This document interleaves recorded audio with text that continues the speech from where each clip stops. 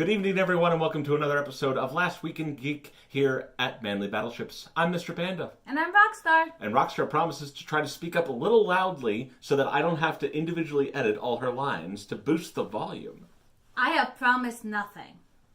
We're starting off with more trailers this week because just so much stuff keeps coming out all the time. The first one is Stranger Things Season 3, which looks about as exciting as Season 2 was. So, I mean, if you want to watch it, comes out July 4th. Happy Independence Day. Happy Independence Day, and make of that what you will. I don't know. Next up is a movie series I have never actually watched, so you'll have to fill in people about how the trailer looked. It's Terminator: The Dark Fate. Rockstar has never watched Terminator. I mean, you can skip Terminator Salvation if you want, but I mean, you're missing out on an important piece of pop culture here. There's a lot of things I haven't watched, Panda.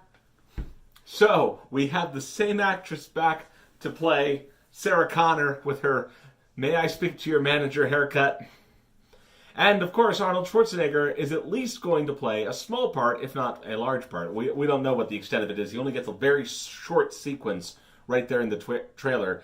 But if it's anything like the previous Terminator movie, which was all right, wasn't spectacular or anything, it was all right, yeah. Maybe we'll get to see Arnold one more time as the title character. And you can catch that in theaters on November 1st of this year. So, that'll be interesting. Right before all the Thanksgiving periods. The next one I have for you guys is a Irish indie movie. All about senior citizens who have superpowers and what their retirement is like. And all about a bad guy that seems to be sucking them of the power. It's like Mermaid Man and Barnacle Boy come out of retirement for one last film.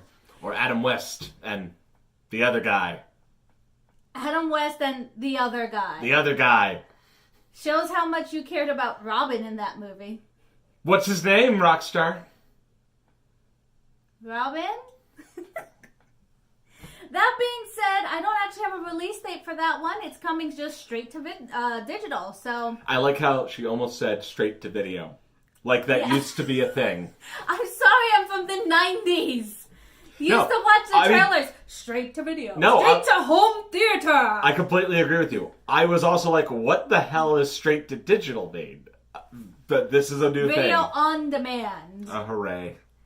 Goodbye, physical media. Hello, censorship and corporate mandated entertainment. You know, I just realized I never named the movie. It's called Supervised. Supervised. Next, we kind of have a little bit of a weird trailer that I wasn't immediately sure what it was supposed to be about. It's called Freaks, and it appears to be about mutants. It seems to center around a little girl who has superpowers, and her father's very overprotective and doesn't let her into the outside world. Because there seems to be some sort of conflict with the outside world and superpowered peoples. I thought it was about a kidnapping. Well, it also seems very, horror, thriller-esque. I don't know what's going on, really. It just seemed kind of jumbled. But it had superheroes in it, so maybe I'd bring it up to your attention. It's in select theaters only, and also another one that's going straight to digital afterwards. Which means nowhere near us. No, not really. And it's going to come out August 23rd. So if you're interested, maybe you can find a theater near you, if you're so lucky. And we finally have a release date for Agretsuko, June 14th. So that's coming up really quickly, like about 2 weeks at this point. Oh, yeah. So I'm excited. Got something to review right before Neon Genesis Evangelion. Oh, no, that's coming out. Right? Yes, that's coming out June 21st. Oh, hooray. I mean, it might be an exciting meantime, but it will also be we'll have a renewal of everyone who thinks they know what Evangelion's about, and those are like, what's happening? I don't know what's happening. It's time to bring back Evangelion to your on, and you should feel bad. Here we go, guys. Oh, get ready for a wild ride. Speaking about release dates and all these trailers and stuff, Star Trek Picard got a little teaser, just very short, and the internet didn't take long to turn it into something weird.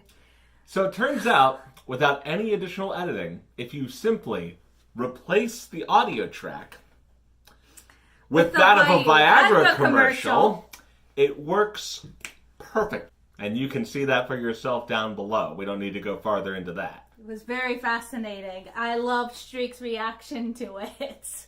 The excellent, super duper movie coming out, Sonic, has been postponed, likely in connection with the redesign of the character, and it is now coming out February 14th of 2020, because it's an ideal date movie. Clearly. So, of course, they would do that. It's clearly meant for Valentine's. I mean, I don't remember what day of the week it's going to fall on this year, but that means, hey, you can go to Katsucon and you can get your Sonic at the same time. Both excellent things on the same level as each other. Well, It actually is very appropriate. Go ahead and stick with that date, guys. we actually get a director and a release date for the Akira live-action movie. I'm actually kind of excited for this because the director... It's not going to happen. The director turns out to be Taika Waititi. Taika Waititi, huh? Waititi, yes. I am notoriously bad at... Which is horrible because he does Thor Ragnarok and What We Do in the Shadows. Two things I absolutely love. He seems to be doing very well for himself. And the release date is May 21st, 2021. The KOTOR movie is moving forward, and now attached to the project is Leta Kalogridis. That's how I pronounce the name. Kalogridis. You might not have heard of her, but you are familiar with her work. More than likely, she was the executive producer, or at least one of the executive producers, on James Cameron's Avatar, and she was the co-screenwriter of Alita: Battle Angel. So there's a chance that this could be good.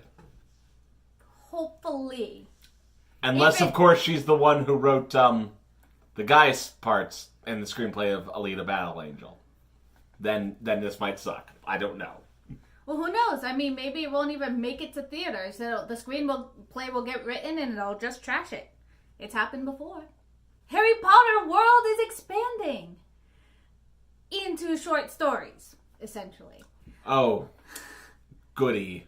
I mean, your physical library is not going to expand when it comes to Harry Potter lore, but your ebook library will. We're getting 4 short stories, all in a journey through. Yes, 4 short stories. I thought J.K. Rowling was, philosophically opposed to ebooks. That's why you can't get an official ebook version of Harry Potter. At least, that's how it was a while ago. I don't know if that's still true. I don't think that's true anymore. Oh, wow. Then things have definitely changed. Not only that, but these are only ebooks. You cannot purchase them physically because they're going to be very short stories. All kind of adapted from Hogwarts of History that she wrote. So that being said... Fan fiction, in other words. That being said, we're getting 2... We already have released for 2 of them, which is A Journey Through Charms and Defense Against the Dark Arts, and Potions and Herbology, which should be released June 27th of this year. We don't have release dates for the other 2 stories, but we do have their names. Divination and Astronomy, and Care of Magical Creatures. So, it's supposed to be like the history of magic and where magic came from. I'm actually kind of interested. I read a lot of the Potterverse stuff and watch her Twitter feed for confusing extra lore that she seems to add. The crimes of Grindelwald include allowing J.K. Rowling to continue writing. So, maybe it won't be so bad. Meanwhile, the World Health Organization has put a foot in the right direction by declaring that gaming addiction can, in fact, be considered a legitimate psychiatric concern. Of course, there are, metrics to prove this. You have to, severely inflict your life with gaming. Anything like an alcoholic or anybody else would have to prove to show that they're really addicted to something. You can't just say, well, I game way too much and that be considered gaming addiction, as I've seen a lot of the memes. The flippancy is quite fun, actually. I approve in many ways. I disapprove because it kind of takes away from the people who do actually suffer from an addiction. We've had, especially people in South Korea, stories come out where people have died at the computer. And I mean, it's okay to make fun of yourselves to a point. I don't think it's fun to make light of addiction in any form. At least to this extreme where it's like, well, I spend 10 hours. That means I'm addicted. That's not fair to the people who are actually suffering from this. That being said, if you're spending 10 hours playing the video games, maybe you should see somebody. If it's severely impacting your life. What? What are the circumstances where had... playing 10 to 12 hours a day of video games isn't drastically affecting your life? You didn't say a day. That's the difference there that I'm saying. I could spend a weekend playing and it not affect my life circumstances as long as I plan it correctly. That's a weekend you could spend outside, Rockstar. I could go outside with my Nintendo Switch and play video games. And get sunburned. Good. I got sunburned with my DS. That means I'm not addicted. I'm Rockstar and I'm a gamer girl. I am not addicted. See, this is exactly what I'm talking about. But seriously, it's a step in the right direction. It's a long time coming. The video game addiction potential has kind of been in the literature for a long time, and it just takes some time for the big agencies to recognize how bad it can be. I don't think it's necessarily that big. Maybe the problem is when we look at gaming addiction, it's not really the same story here in the United States. We don't have as many cases of people who are so engrossed in a video game that it literally takes over their life. World of Warcraft, though? World of Warcraft poses the that was a big thing back in the day.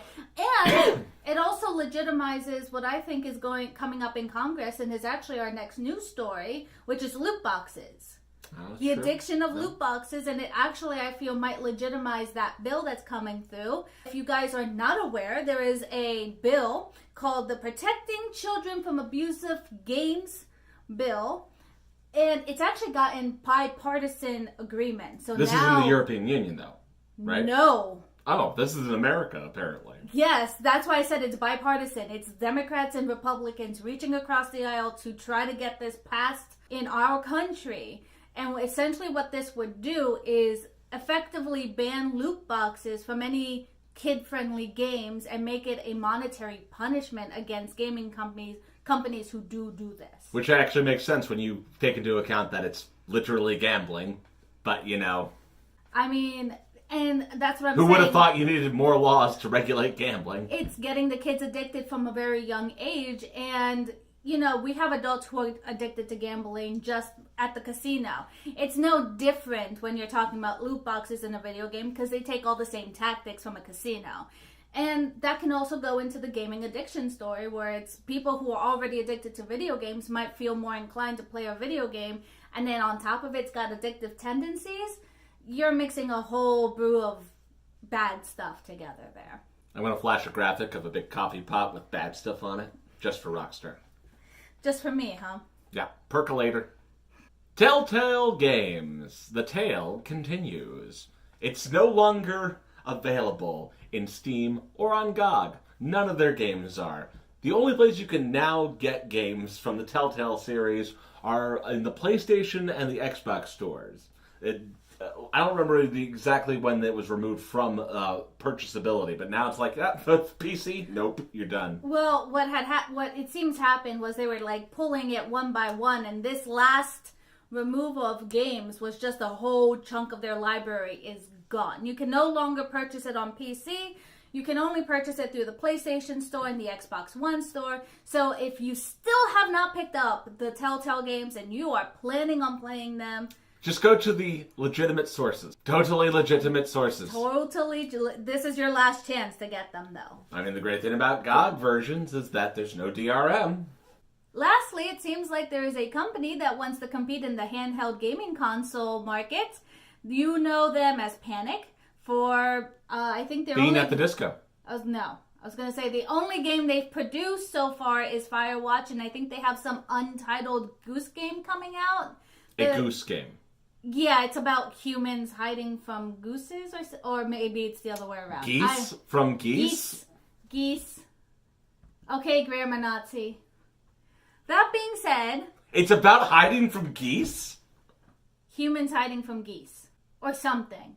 I don't know. I mean, really I did don't- not give that one No. too much thought. I don't doubt you. I mean, have you ever had to square off against a goose? It's terrifying. I've seen videos of people doing it.